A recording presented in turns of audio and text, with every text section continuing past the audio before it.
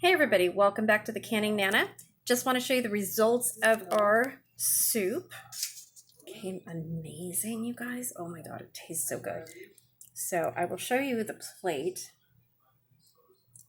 Look at that. Looks so good. And I have a whole entire pot of this. So I'm going to be canning this tomorrow. Doesn't that look good? Look at that.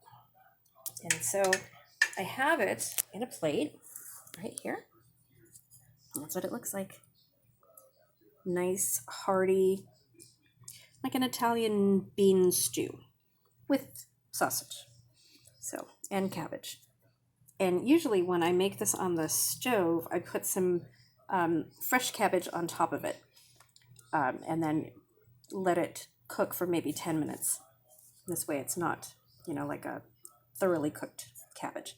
And it comes out really good. So let me know if you guys want to try this. And if you do, let me know how it comes out. Thanks for watching. Oh, and please subscribe. There is a hidden message in the last video, and gives you a message that you have to put into the comment section in order to win or be entered to win the contest. So watch for that, you guys.